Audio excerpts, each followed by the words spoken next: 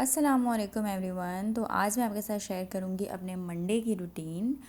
Mondays जो हैं usually मेरे लिए बिज़ी होते हैं क्योंकि उस दिन मैंने लॉन्ड्री करनी होती है, मैंने कुकिंग करनी होती है, क्लीनिंग करनी होती है। क्योंकि सैटरडे संडे में कुकिंग नहीं करती, यूजुअली हम कहीं आउटिंग पे चले जाते हैं या फ्राइडे को जो है वो मेरे हस्बैंड का हाफ़ डे होता है, तो उस दिन भी मैं लॉन्ड्री नहीं करती। और फ्राइडे को और इतने काम होते हैं, गुस्ल करना, माल करना, दुआएं शुआएं पढ़ना, तो फिर मैं फ्राइडे को ये लॉन्ड्री शॉन्ड्री के चक्कर में नहीं पड़ती। यहाँ पर देख लें आप थोड़ा सा व्यू मेरे बैल्कनी के बाहर का।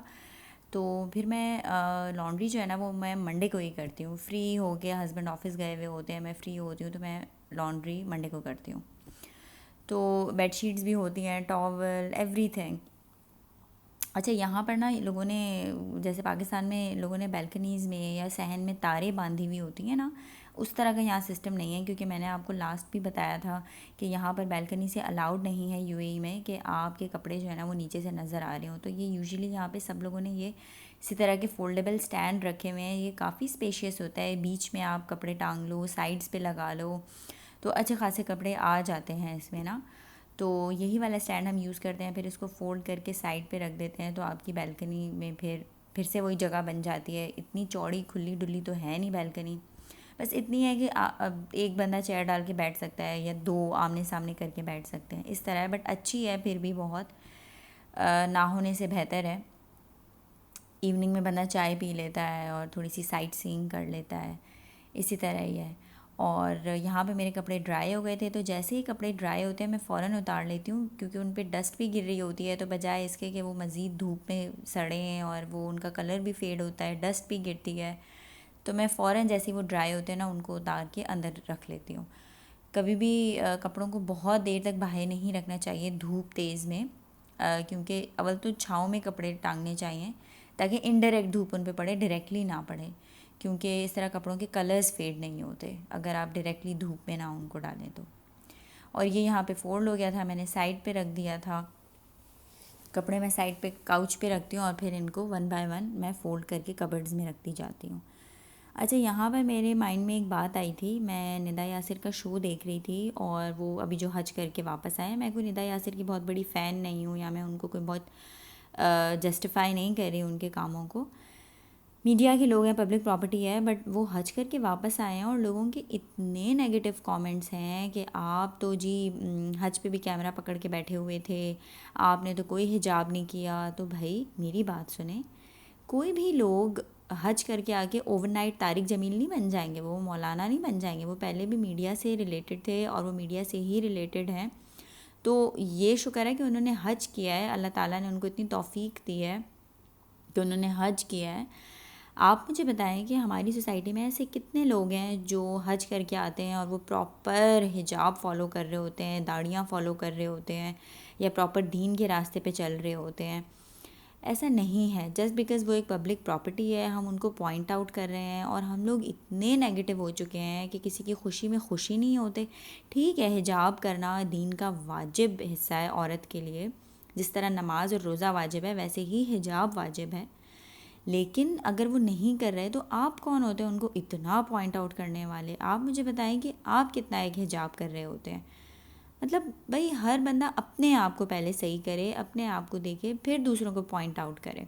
दूसरों को पॉइंट आउट करना तो बहुत आसान है, बट ख़ुद को सही करना, इस्लाह करना बहुत मुश्किल है। तो प्लीज़ इतने नेगेटिव ना हो। अगर कोई खुश है तो उसको खुश होने दें। आपका कहा हुआ एक लफ्ज़ भी किसी के लिए समटाइम्स बहुत बुरा साबित हो सकता है, बहुत हर्ट हो सकता है, और फिर आपके इन किसी भी चीज़ का कोई फ़ायदा नहीं है अनलेस एंड अनटिल आपकी ज़बान से कोई महफूज नहीं है, आपके कहे हुए अल्फाज से कोई महफूज नहीं है। तो प्लीज़ सोच समझ के बोला करें, ना सिर्फ उन लोगों को बल्कि आम प्रॉपर अपनी ज़िंदगी में भी सोच समझ के बोला करें। यूं ही मुंह उठा के किसी को भी पॉइंट आउट मत कर दिया करें कि तुम तो हिजाब नहीं कर रहे, तुम तो ये नहीं कर रहे। भाई आप क्या कर रहे हैं? हमारे सोसाइटी में आजकल क्या नहीं हो रहा, बेहिजाबी है, बेदीनी है, बट अल्लाह ताला देखने वाला है, अल्लाह ताला उनसे डील करेगा। आप ख़ुद नेकी करें, अपने इर्द गिर्द नेकी की ताकीद करें, बट ट्रोल मत करें प्लीज़। इस तरह से बहुत बुरा लगता है, बहुत बंदा हर्ट होता है। ख़ुद को बेहतर करें। तो बस ये बात थी। और ये मैं थोड़ी बहुत शॉपिंग करके आई थी। एक ड्रेस मैंने लिया था, और ये वही बॉडी मिस्ट है, लोशन है। ये शॉपिंग दिखाने का मकसद हरगिज़ शो ऑफ़ नहीं है, जस्ट मैं शेयर कर रही हूँ कि मैंने ये चीज़ें ली, और प्राइस का अंदाज़ा थोड़ा बहुत हो जाता है। मैक्स जो है वो आपको पता होगा कि मिडिल ईस्ट में काफ़ी एक फ़ेमस ब्रांड है, जिसकी चीज़ें रीज़नेबल हैं और बहुत मतलब क्वालिटी भी अच्छी है और रीज़नेबल है। ये मैंने शूज़ लिए थे वॉक के लिए, क्योंकि मैं डेली वॉक करती हूँ इवनिंग में या नाइट में आफ्टर डिनर, तो उसके लिए मैंने शूज़ लिए थे। शूज़ 55 दिरहम्स के। अगर आप कहेंगे तो मैं बाकी चीज़ों की भी प्राइस आपको बता दूँगी। और मैक्स जो है वो पाकिस्तान में भी खुल गया है।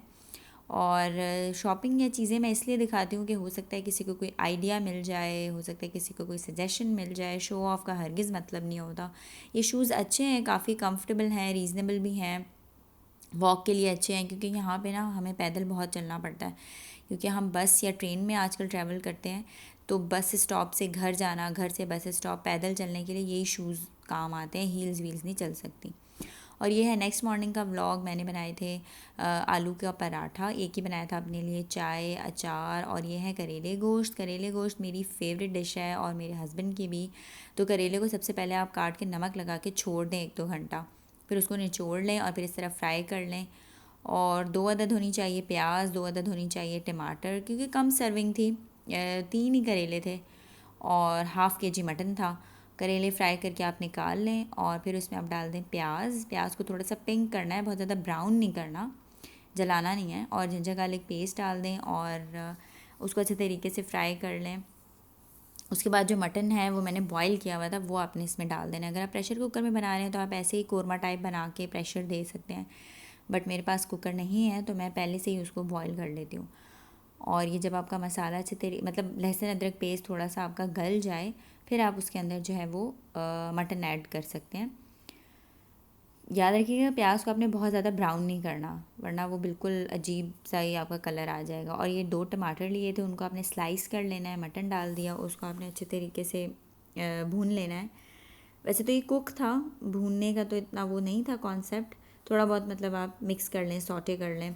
और जो टमाटर हमने काटे हुए थे वो हमने इसमें फाइनली ऐड कर देने हैं। और नमक मिर्च जो भी हम यूजुअली खाते हैं, थोड़ा सा नमक, थोड़ी सी लाल मिर्च, थोड़ी सी गरम मसाला पाउडर और थोड़ी सी हल्दी, और टमाटर डाल दिए और अच्छे तरीके से इनको भून के एंड में आपने वो जो फ्राई करेले थे वो डाल दिए, और आपके ये करेले मस्त किस्म के रेडी हैं। और कच्ची प्याज थोड़ी सी मैं एंड में डालती हूँ, 1/4 डाली थी इसमें मैंने, ये बहुत अच्छा टेस्ट आता है, करेले कड़वे भी नहीं होते। नेक्स्ट टाइम मिलते हैं जी, अल्लाह हाफिज़।